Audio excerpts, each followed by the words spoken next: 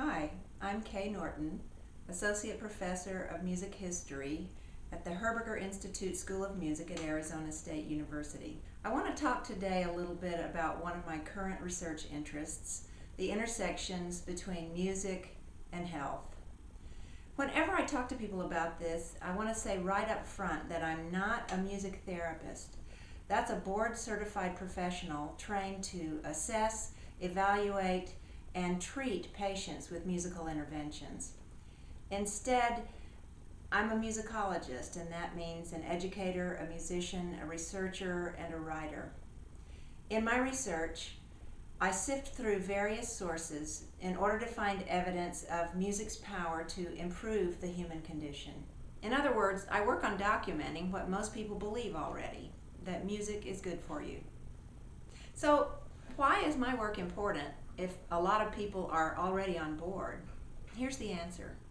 There still remains a huge disconnect between what musicians know and what healthcare professionals use to make people feel better. Therefore, a crucial part of my work involves linking medical research to the evidence all around us that proves humans value musical experience. This task has gotten easier in the past decade or so because musical researchers and medical researchers have increasingly undertaken studies that are perfectly suited to my purposes.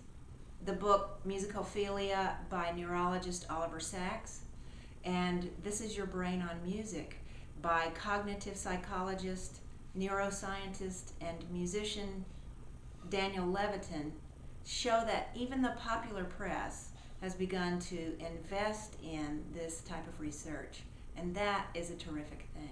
So my task is bridging the healthcare and musical worlds, and it has gotten a tremendous boost from recent work of many scientists.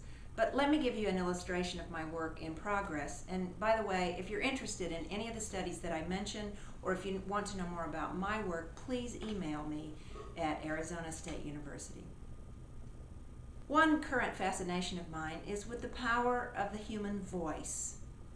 Since the voice is rarely monotonous, that is, it goes up and it goes down in pitch to convey meaning, I'm drawn to what music therapist George Rousseau calls the inflected voice.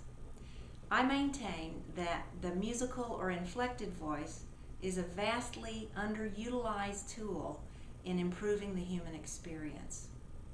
Here are 5 types of research that help me build that case. First, evolution. Musical vocalizations are as old or older than Homo sapiens. For this research, I rely on new primate studies about the Southeast Asian gibbon. This primate engages in duet singing and also monogamy. So like humans, but unlike the rest of the great apes.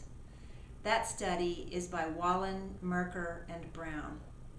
I also make great use of the work of archaeologists like Stephen Mythen, especially the writings in his book, The Singing Neanderthals.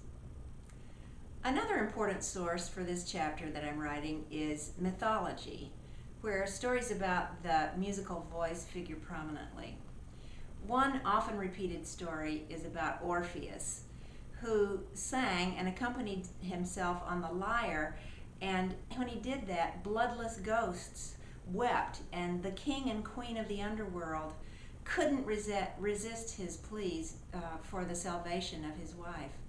And so his music helped him be successful in rescuing his wife from the underworld. Another set of researches is history, of course. Naturally, as a historian, I rely on both musical history and medical history. Early physicians like Maimonides believed in the curative power of vocal music. In his words, if the humor of black bile agitates a patient, that is, if they're taken with melancholy, he should make it cease by listening to songs and various kinds of melodies.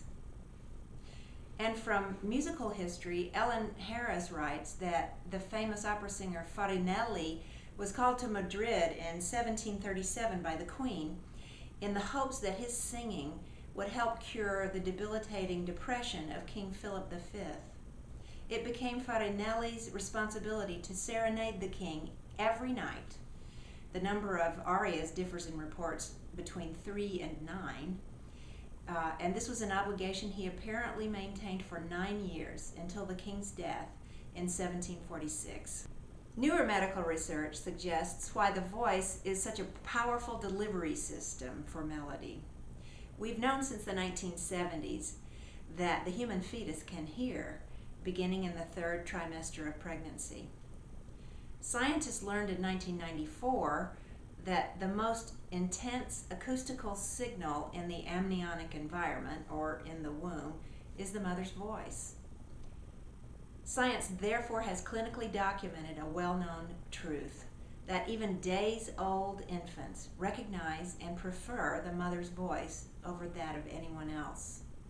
And significantly, babies don't identify mother by sight alone until they're about 3 months old. Finally, another category of research I use is medical researches about people at the end of life. Researchers in Cuba have established the fact that our brains sometimes continue to recognize familiar voices even after we're too ill to respond in other ways. They studied a child who had been in a persistent vegetative state for 4 years. When monitored with electroencephalographic or EEG equipment, the child showed significant differential activity of the brain in response to hearing his mother's voice compared with the voices of unknown women. So the human voice exerts power over us from before we're born and well into near-death states.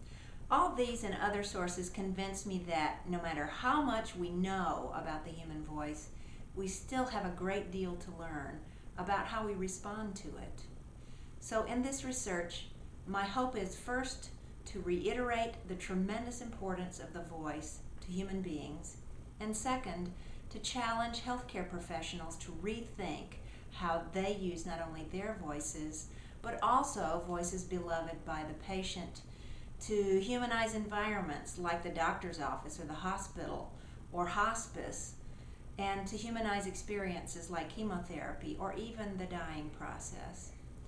Ultimately, my goal is to put this powerful information into the hands of people who need it most and can utilize it best. Well, that's a quick introduction to my research. I'm always excited to tell others about it, and I urge you to contact me if you'd like more information. Look for my upcoming publications on music and blues music and healing, on music and spirituality, and on what untrained people can do with music to help their loved ones who have dementia or another terminal illness. Thank you.